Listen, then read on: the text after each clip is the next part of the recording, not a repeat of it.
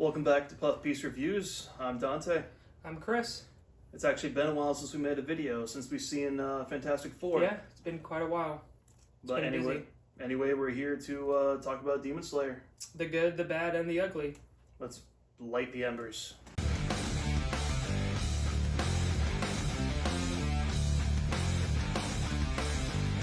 Demon Slayer Infiniti Castle, Part 1. Yeah. It was quite the thing.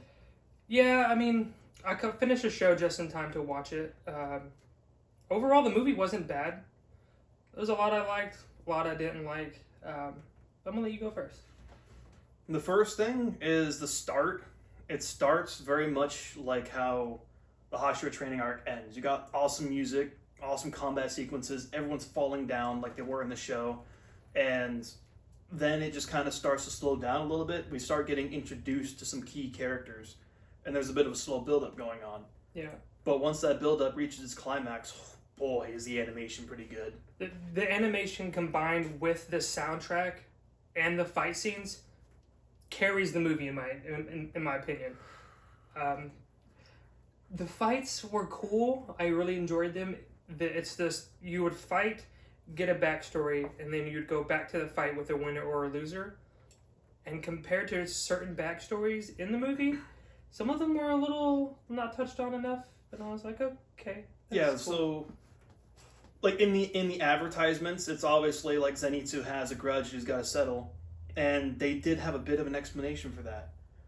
The only thing is that a bunch of the other enmities that happen in the movie, not so much of an explanation. Like, we get touched on with Shinobu's demon and what happened with her sister, but it only gets mentioned as hearsay in the show. Yeah, whereas the whole thing with Zenitsu, we see the note, we see him getting mad, and that's how we know Zenitsu's going to change. I didn't read the manga, so my knowledge is strictly anime-based, so I don't know what's missing and what isn't. Neither did I. I'm just like, it was in the advertisements. Zenitsu was different, which is awesome. One of the things I didn't like about it was it's so long. It's a long movie. Yes and no. It felt long. Like, really, I think it was barely like 2 hours. But the thing was, I don't mind having some backstories in a fight. They just need to be timed well. Yeah, Agreed. The timing was a little off in my opinion. Just the flow of it was weird. Great movie. It's the backstory thing. It just still irks me a little bit, especially the last one when Tanjiro is fighting. What's his face? Akaza. That is a long backstory. That's probably a good chunk of the ending right there. Mm-hmm. And I understand character development and things like that, but the flow was just weird. It was just weird. Yeah, it was, without giving too much away, at the climax, boom, backstory. I don't know how many of you guys have seen Naruto or are aware of the infamous Ninja War arc with their fillers.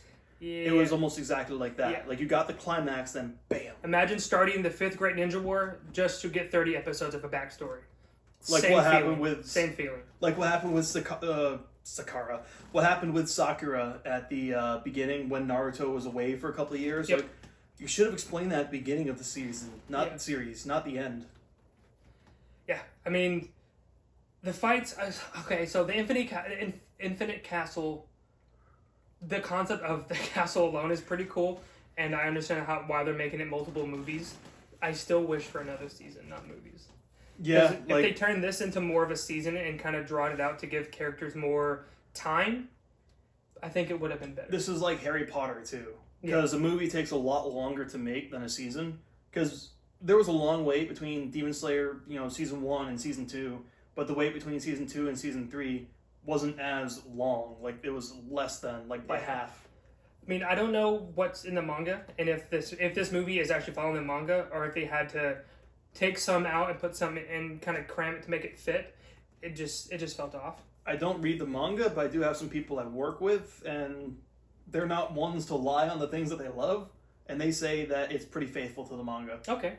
And that's why every Demon Slayer fan that's read the manga knows this is going to be a 3-movie thing. I have the misfortune of having Demon Slayer on my feed for YouTube. Some of you guys might know what I'm talking about. Where I'm just seeing spoilers for Demon Slayer, like secrets about Muzan that I won't say here, obviously, and I got pissed. What, do you click on them? Well, I didn't click on them, but you know how you're going through YouTube Shorts and you're just scrolling, you're doom scrolling, and you're just like, eventually you come across something, and it's like you see a picture. I won't describe it, but I saw a picture and a slight explanation of what's going on at the bottom, saying something about Muzan. And I was like, God damn it! Like I disliked it immediately and just scrolled past. It's just, I don't like you. Goodbye. I mean, overall, I really enjoyed the movie. Even our long walk through the mall to get through the theater and then just to trek around to do it all again. The movie was great. It's worth watching if you're a Demon Slayer fan. Check it out. Even if you're a manga fan, doesn't matter. It was great. It was long for me. It's maybe because I'm not used to watching a long anime movie like that. Yeah, the only times I've done that was with movies like Naruto. That's another thing too. When I first got into Demon Slayer, because I knew somewhat of the studio, UFO Table, the only other anime they worked on was the Fate series. Yeah. Now that series, for any of those that tried it out, it's confusing as heck. Yeah, like I watched Fate Zero, which makes sense. It's like the prequel, as it were, because it was released after Fate Stay Night, and then you got Fate Stay Night Unlimited Blade Works, which just takes the base story and everything creepy about the story. They up it up a notch. Like it. Yeah, I think I've only seen Fate Zero. Been pushed to watch the other ones, but same studio, and studio does a great job. Animation wise, I mean I did a short on it. To me they're carrying Demon Slayer. Amazing animation. I think some of the characters are forgettable, and that's just me. It's a subjective opinion. Don't cancel me on Twitter. But there's a handful that are actually generally good characters, and some of them just aren't. And that's just how it is. But the animation, the fight scenes, the music behind everything, it's amazing. I listen to the soundtrack sometimes, especially in the shower. It's great. Together it's great, so that's what kind of carries it all. Story-wise, it's a little slow for my opinion. So. Mitsuri Kanroji, she is my least favorite character. Like, I get fan service, but there's fan service, and then there's just, like, stupid. Like, you know the scene I'm talking about, where she's, like, going all cheerleader. And I was like, you're in a castle, in Infiniti Castle, surrounded by hordes of demons, upper ranks, and Muzan, and you're over here fangirl like... That's your typical anime trope. This movie has anime tropes, and you'll see all anime has anime tropes. If you watch Demon Slayer, you know the tropes already. Speaking of scenes, my favorite scene of the entire movie, where Tanjiro is running with, was it Ryu? Giyu, and they're running through, and he just, spoiler alert, blips through the ground, and Ryu's like, keep up. I'm like, what? The ground just disappeared. What am I supposed to do to that? Well, Tanjiro at this point has a reputation. At the point of this movie, he's already killed 4 upper ranks. Or not upper ranks. Yeah. No, 4 12 moons. So he killed the first one, the spider one, in the first season. That was the lower 6. Any Demon Slayer could have done that worth their salt. But it was after Daki that he started making a name for himself. Yeah, my whole thing for that is it wasn't Tanjiro's fault that he just kind of blooped through the ground. They were trying to separate him, and his reaction was, keep up.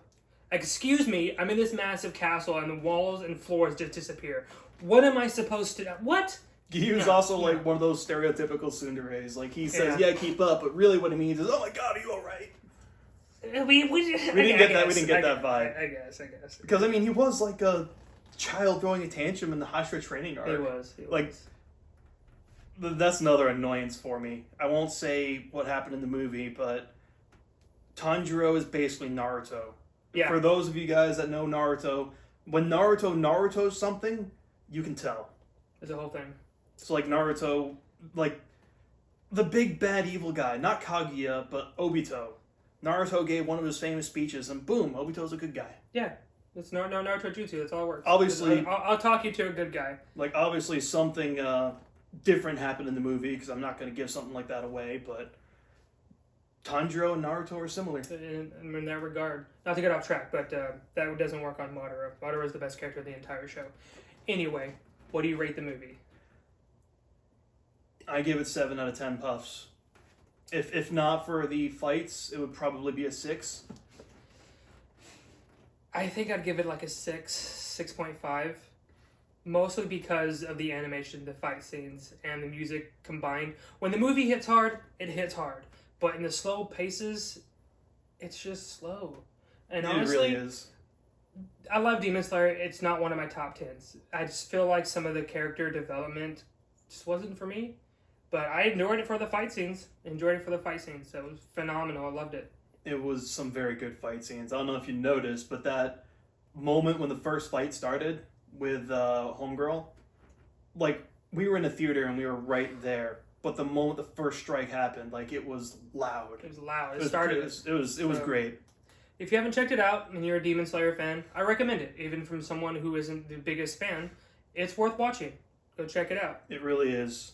I think the second movie will probably be a 2027 movie. So, I'll probably be seeing that too. That's it for us. Yeah. Stay tuned.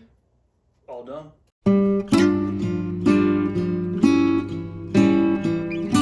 Akan.